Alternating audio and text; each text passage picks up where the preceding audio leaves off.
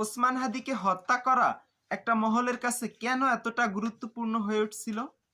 এই বিষয়টার উত্তর যদি আমরা জানতে চাই, আমাদেরকে একটু পিছন দিকে ফিরে যেতে হবে। ব্রিটিশ শাসনের সময়ের কথা।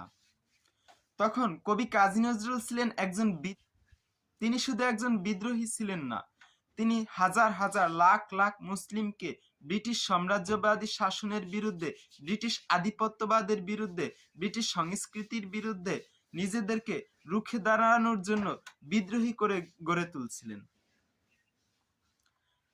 কবি কাজী নজরুল ইসলামের এই প্রচন্ড ধাক্কা ব্রিটিশ সাম্রাজ্যকে চূর্ণ বিচূর্ণ করে দিয়েছিল। প্রায় 200 বছর শাসিত হওয়া একটা জাতি, মৃতপ্রায় জাতিকে জাগিয়ে তুলেছিলেন এই কবি কাজী নজরুল। তার বিদ্রোহী গান এবং কবিতার কারণে এদেশের মুসলমানরা যেই আত্মত্যাগ দিয়েছে ব্রিটিশদের বিরুদ্ধে, তা ইতিহাসে বিরল এবং নজিরবিহীন।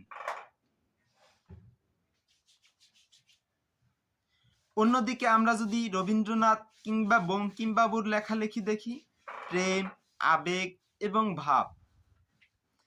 এ কারণে একজন রবীন্দ্রনাথ প্রেমিক কখনো দেশপ্রেমিক হতে পারেন নাই। দেশের জন্য তিনি দুঃশাসনের বিরুদ্ধে বিদ্রোহ করতে পারেন নাই, কারণ তার মনে সবসময় প্রেম, আবেগ এবং ভাব নিয়েই ঘোরাফেরা। অন্যদিকে একজন রবি ছিলেন দুঃসাহসী, ছিলেন বিদ্রোহী দুঃশাসনের বিরুদ্ধে। এখানেই পার্শ্ববর্তী দেশের সবচেয়ে বড় ভয় এবং আতঙ্ক, কারণ পার্শ্ববর্তী দেশ বিশাল ষড়যন্ত্র নেটওয়ার্কের মাধ্যমে আমাদের দেশে যেই আধিপত্যবাদ তৈরি করছিল, তা দিন দিন নিঃশেষ হয়ে যাচ্ছে। একের পর এক বিদ্রোহীরা তৈরি হচ্ছে, আধিপত্যবাদের বিরুদ্ধে কথা বলতেছে। এ কারণেই ভারতের কাছে সবচেয়ে বড় আতঙ্কের কারণ হয়ে দাঁড়িয়েছে ওসমান হাদি এবং এই কাজী নজরুলের অনুসারীরা, দেশপ্রেমিক বিদ্রোহীরা। এই বিদ্রোহীরা যদি আবার জেগে ওঠে, এই দেশ থেকে ভারতীয় আধিপত্যবাদ চিরতরে দূর হবে। তাই ভারতের সবচেয়ে বড় আতঙ্ক এবং মাথা ব্যথার কারণ হয়ে দাঁড়িয়েছে।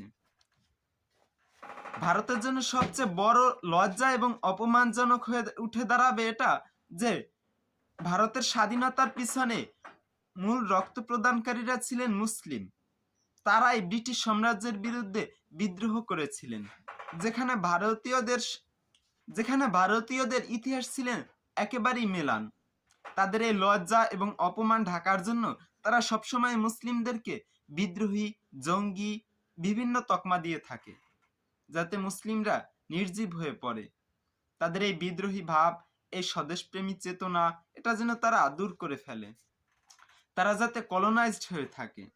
হ্যাঁ, নিজ দেশেই তারা শিক্ষা, সংস্কৃতি সবকিছুতেই কলোনাইজড হয়ে থাকবে, অন্যের অধীনে থাকবে, অন্যকে অনুসরণ করবে। তাদের এই লজ্জা এবং অপমান বোধ এটা ঢাকার জন্য তারা সবসময় ওসমান হাদিদেরকে লক্ষ্যবস্তু বানায় জঙ্গি, সন্ত্রাসী এবং বিদ্রোহী বলে, আর তাদেরকে চিরতরে নিভিয়ে দেওয়ার জন্য সবসময় ষড়যন্ত্রের জাল বিছিয়ে রাখে।